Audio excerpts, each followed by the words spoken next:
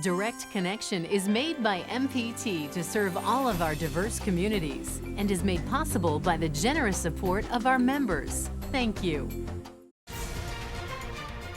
Live from Maryland Public Television, this is Direct Connection with Jeff Salkin.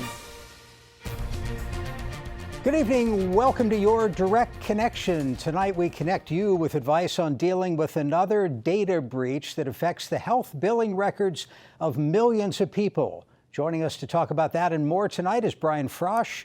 He is Maryland's Attorney General. Mr. Frosch, thank you for being with us. Thanks for having me, Jeff. Lots to talk about. We also want to get into some Supreme Court rulings that came down today. We want to talk about the one or two lawsuits you have pending against Mr. Trump and the Trump administration. But let's start with this medical case, because it potentially affects a lot of people, and it's not the first hacking case. What happened this time? So in this one, Jeff, we know there were at least 20 million records that were hacked, that were stolen. It's the American Medical Collection Agency that lost these records. And that's not a name that's likely to be familiar to your viewers because they don't do business with them. They do business with LabCorp, Quest Diagnostics, places like that, who hire AMCA to collect their overdue debts.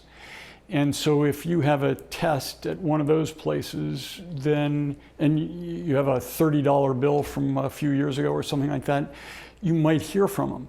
But in all likelihood, the folks whose data has been breached won't know that it's been breached and won't recognize the name of the company that has lost it. You know, I think at least once or twice a year, every year, I get one of these letters from some company. Normally, you recognize the name, and they're really sorry to tell you that they had a breach and all of our information was released into the wild. But we have tried to rectify that by signing everybody up for credit monitoring or something like that, which is not all that exciting. What do you advise people to do in these cases? So if they offer credit monitoring that's free, I take it by all means. But there are a number of things you should do anyway. First of all, if you are not planning to take out a loan in the near future, freeze your credit. You can call the 3 or 4 major credit reporting agencies and freeze and unfreeze your credit for free, as many times as you want. And I can tell you I was one who resisted doing that, but when I ultimately took the plunge, it took me 10 minutes to do the first 3 credit reporting agencies. It's very simple. You can call them up. They've got a menu you can go through. If you want to take out a loan after that, just unfreeze it, give somebody the information they need, and then freeze it again. As I said, you can do that without cost. Another thing to do is you can check your credit reports twice a year for free under Maryland law and a couple of times a year under federal law. So you can call a different credit reporting agency essentially every month and get your credit report, make sure that nothing has gone on that looks suspicious to you. One thing that we always tell folks is to protect yourself by using complex passwords. It's a way not to get breached in the first place through your own computer. But if you use passwords that are long, 15 characters with some letters and some numbers, and a simple way of doing it is think of a simple sentence that you would recognize, but that most people wouldn't associate with you or with anything in particular. Toss in some characters like a $sign for an S and a 3 for an E, and you'll have a complex password that'll be very difficult to breach for somebody. All right, well maybe it'll involve Brian Frosch and the Attorney General's office. I'll make up a password out of that somehow. You know, the Supreme Court term is ending. They have a bunch of important decisions piling up, waiting to be released over the next week and a half, perhaps.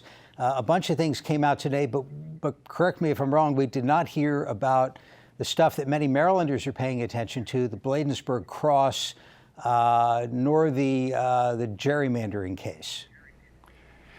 That's right. We're still waiting for those. And I think the next decision date is the most likely one for those now. So we just have to sit and wait. We have no alternative. There was an interesting case today, and one of the things that happened today is a lot of strange dance partners in some of the rulings that were announced. Was not necessarily the usual liberal-conservative split. You had some unusual dance partners, and one of the subjects there was a double jeopardy case. And I forget where it was from, but to a layman, this sounds pretty simple, and I have no idea what your opinion on this is, but if the Constitution says Fifth Amendment, no double jeopardy, you can, in fact, try somebody at the state level for something and then try them again at the federal or vice versa. And it wasn't close. 7 justices signed on for that today. How do you see it? That's right, Jeff. I mean, this is something that people were looking at the Supreme Court to see if they were going to overturn about 170 years worth of precedent. Because the court has taken the position that the Constitution, when it refers to double jeopardy, does not block the federal government from pursuing a case against someone after they've been tried and acquitted, or even tried and convicted in state court, and vice versa, whether a state court can prosecute somebody who's been acquitted of charges in federal court. And the court stuck with precedent. And, you know, I think that's a good thing. In my view, this court has too often tossed out precedent that's longstanding and upon which people have relied. But this is a difficult decision in terms of policy, and it doesn't sound right that people should get tried twice for the same thing, that the government could just prosecute until it wins one. But on the other hand, we've seen cases, especially civil rights cases, that have originated in the South where a police officer, someone else, has murdered a minority citizen, been acquitted in state court, and then the feds have stepped in and managed to obtain a conviction. So, you know, justice is done sometimes when it may not have been otherwise. It's one that really is hard to judge on the scales of equity, but the court said that it was sticking with the long-time precedent, and that's where it landed. Let's get to the Trump stuff. And let me remind our viewers, if you have a question for the Attorney General about the Trump lawsuits, we're going to talk about some of the Supreme Court cases, including gerrymandering and the data breach and what to do about it. Give us a call. We'll have the number up on the screen. You can also email us a question. Email address livequestions@mpt.org. I guess the most prominent of the Trump lawsuits coming out of your office is the emoluments clause. Maybe take a second to explain that for people who aren't familiar with it and just where that stands. Sure. Jeff, the emoluments clauses are our nation's original anti-corruption law. And the Foreign Emoluments Clause says that no federal official can receive any present or emolument of any kind whatever from a foreign state. And the Domestic Emoluments Clause says that the president gets only his salary, which can neither be raised nor lowered while during his term of office, and no other emolument from the United States or any of them or any state. So President Trump violates both of those clauses daily. First of all, the Trump Post Office Hotel in Washington, D.C., and I should say this is what we allege in our lawsuit, along with the Attorney General of the District of Columbia, Karl Racine. The Trump Hotel in Washington, D.C. belongs to Donald Trump and his organization by virtue of a lease from the federal government. The lease itself says that no elected federal official can receive any benefit from this lease. Yet Donald Trump and his administration have said that's what he's doing is perfectly okay. We're challenging that. And through the Trump Post Office Hotel, the president receives payments from foreign governments. He receives payments from other states. He receives payments from the United States government. He also recently took a trip to one of his resorts in Ireland. I think the bill came in to the US government at $3.1 million. And 16,000 of that was for the Secret Service to follow him around in golf carts. The United States government had to rent golf courts from Donald Trump in order to follow him around at his own resort in Ireland. Hey, but let me jump in for a second, because that's not completely unprecedented, maybe the golf course part, but you have former presidents who lease property to the Secret Service to be on their homestead, their farm, whatever, to protect them, I think. I'm not sure that they leased the property to the Secret Service. Nobody has alleged that in defense of this lawsuit. But the extent to which it's happened under the Trump administration is extraordinary. And we're talking millions upon millions of dollars. And no other president has walked up to the line of the emoluments clauses. Donald Trump has just blown across it. And he receives payments on at least a monthly basis from countries like China, India, Afghanistan, Saudi Arabia, Malaysia, Indonesia, and many others. He sells properties to foreign governments and to their officials and princes of foreign states. All of that is clearly barred by the emoluments clauses of the US Constitution, and the Justice Department's defense of Donald Trump is that emoluments has to be construed very narrowly. They say that the word is derived from a Latin word that means to grind corn. And they allege only if the president were grinding corn or engaged in some other form of labor at a salary and receiving a salary from someone else could it be considered an emolument. In fact, all of the dictionaries that were in print and available to the framers contain a much broader definition. I need to get to the phones, but have you gotten to discovery? That was the big thing. It was the Holy Grail. You're going to be able to look through the books of the Trump organization. Courts were batting that back and forth. Where does it stand?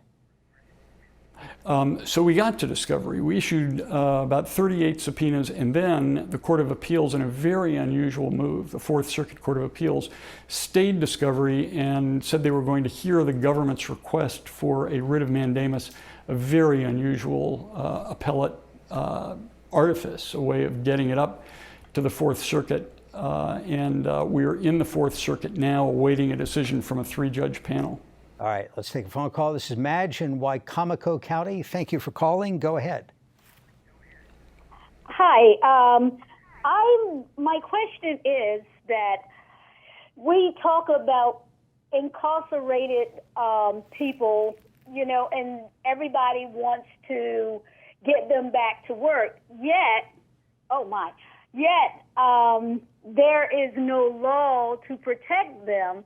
So aren't we doing more harm than good? Because we give them, first thing they'll say is, okay, 9 people out of 10 will go back to jail. But if they can get a job, that lessens incarceration. So why aren't we working for laws to get people back to work? Madge, thank you very much for the phone call. The subject of recidivism, Mr. Frosch. Right. Well, it's about reentry too. I mean, look, we put these people in jail. We know they're not going to be in jail for the rest of their lives, most of them. And we need to do a better job of giving them a path back to success in society. If you're in jail for 4, 5, 8, 10 years, the odds are that you don't walk out with the skills necessary to make a living. And the General Assembly, whose job it is to set these kinds of policies, has been trying for the past number of years to make it easier for folks when they get out of prison to be successful, to find work, to find a place to stay that's affordable, to get transportation, because that's an essential element of getting jobs. And in some cases, in the case of minor offenses, certainly, to get their record expunged or at least shielded so that they can make the first interview and have a chance to impress a prospective employer with their sincerity and their ability. So the General Assembly has been working on reentry programs, and they've met with some moderate success, but there is a lot that remains to be done. Phone call from Anne Arundel County. This is Virginia. Virginia, thanks for calling. Go ahead. You're ready now? Okay. You're on. What's your question? Hey, well, I know Brian, because I was the former delegate, but my question is, we know about the IRS scam, calling people saying the IRS is after you and so forth, but that's gone now. And now for elderly constituents, it is Social Security. Something has been breached in your Social Security number, and you are not going to get any benefits from now on. And just sending all of my older people bananas, into bananas. Virginia, thank you very much for the phone call. Mr. Frosch, I know your office just did some events in connection with Elder Abuse Awareness Week or some period of time. How does that scam fit in? So Virginia, I think it's former Delegate Virginia Claggett, raises a very important point. I mean, we are besieged by people who are trying to steal our money. And every person in our state needs to know that there are folks out there whose full-time job it is just to steal your money. They're working 8, 10, 12 hours a day. If they just make a couple of hits a day, they can make a very good living. If you don't recognize a number that comes in on your caller ID, don't pick it up. If it's really important, they'll leave a message. If you get involved in a conversation with somebody you don't know, whether they're from the IRS or say they're from the IRS, Social Security, wherever, hang up. If you have a problem with the federal government that they say that they've identified, you can always call the IRS on your own. You can always call Social Security on your own. You can check on their websites to make sure you're not in trouble. Nobody is coming to arrest you for failing to make a payment. You did not win the lottery in Ireland. That nice man from Nigeria is not going to put $1 million in your bank account. And your grandson does not need you to send gift cards to somebody to get him out of jail in Mexico. These are all common scams, along with the IRS scam that Virginia alluded to. The IRS usually will not call you on the phone about anything. Our advice is hang up. Call them back yourself, but don't talk to anybody that you are not sure is with the federal government. Phone call from Montgomery County. This is James. James, thanks for calling. Go ahead. Yes, hi. Thanks for taking my call. Sure. My question goes in line with the criminal justice question that was just asked before. And first of all, I just wanted to say that Maryland is one of the leading states in the nation for criminal justice reform. So they've been doing well, or we've been doing well, but not well enough. And let me explain. James, let me ask you to get to the point quickly if you can. Yes, sir. Yes, sir. We currently have some anti-discrimination legislation on the books that prohibit the amount of time that a background check can be done for the amount of time. However, the current legislation says, however, if the person makes more than, I think the amount is like $15,000 a year, then that anti-discrimination legislation doesn't apply. Interesting. James, quickly, what was the cutoff? How many years? I think it's around $15,000 to $18,000. So it's kind of like saying, okay, we want you to come out, reintegrate into society, but we're only going to let you do it from poverty. Let me get the Attorney General's thoughts on that. Thank you. James, I'm sorry to say I'm not familiar with that. I know of no law like that in Maryland. It's quite possible it exists in another state and could in Maryland, but I am not aware of it, have never heard about it. We should not have an income limit, and certainly $15,000 to $18,000 is far below what it takes now to live and not live in poverty. So that kind of a limit would be really unfortunate. Well, you do have a large law firm there, I understand, so Yes, we do. Maybe somebody could check. Somebody will check. We'll know the answer tomorrow morning, but I'm pretty sure we don't have that law in our state. Well, we'll follow up and we'll tweet the answer. We do appreciate your time. Attorney General Brian Frosh, sure. Thanks for being with us and have a good night. I've enjoyed it, Jeff. Thank you. Thank you. Coming up, a groundbreaking politician. We'll be right back. This is a box that showed you a world beyond your own.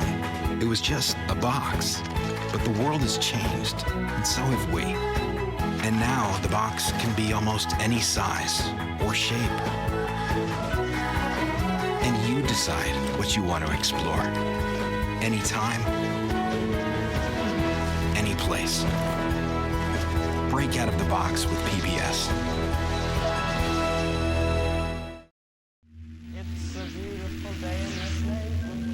We are the curious. Wow. The adventurous. Oh. Those venturing out for the first time. And those who've never lost our sense of wonder. Whoa. You seeing this? We are the hungry. The strong. I must be the greatest. The joyful. A happy little cloud. We believe there is always more we can uncover. More we can explore. We believe in the capacity for goodness. And the potential for greatness. The torch has been passed to a new generation of Americans. PBS. PBS.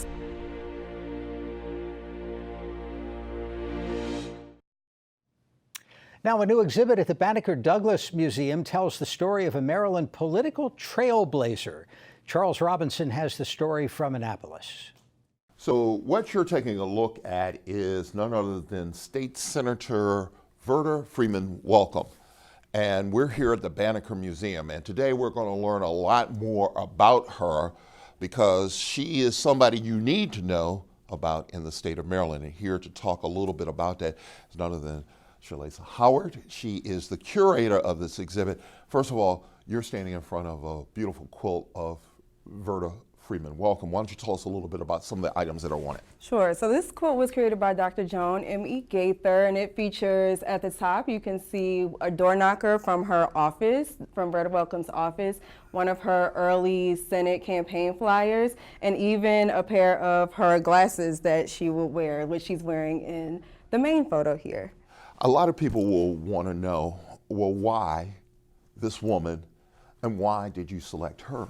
I selected her because we're talking about the 50th anniversary of the Maryland Commission on African American History and Culture, and she was the legislative backer for the commissions to be created. Outside of that, she was a huge advocate for all of Maryland, those facing discrimination, those suffering from poor sanitation in their buildings, overcrowding of apartments. She was a force for change and cared about her Marylanders so much. So I wanted to make sure that her legacy was preserved and passed on. Well, first of all, she's being very modest because if I remember correctly, Verda Welcome was the first elected state senator anywhere in the United States. That's pretty amazing. Yes, first black woman to become a state senator right here in Maryland in 1962.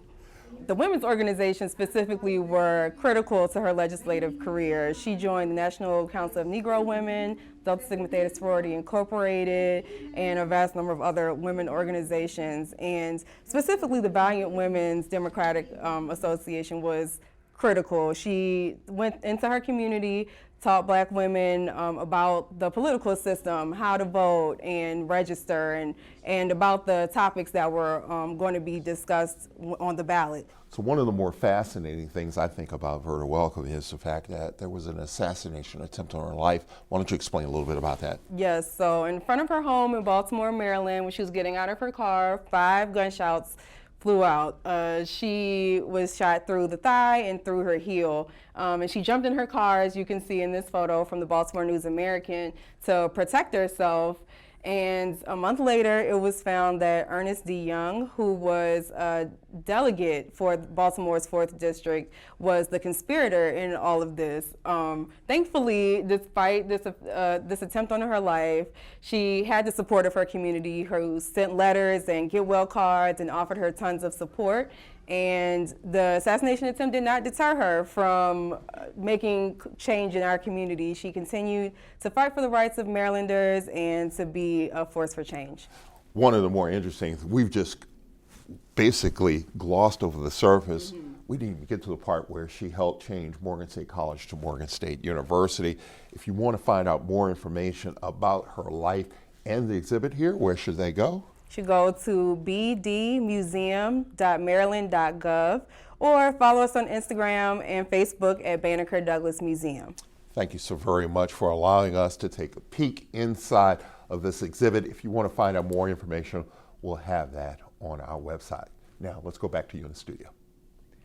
Charles, thank you. Thursday at this time on Your Money and Business, new options for cashing your paycheck without big fees, plus the value of social marketing. Join us for that Thursday at 7. Remember to follow us on Twitter at MPT News. Now, for all of us here at MPT, I'm Jeff Salkin. Thanks for watching and have a good night.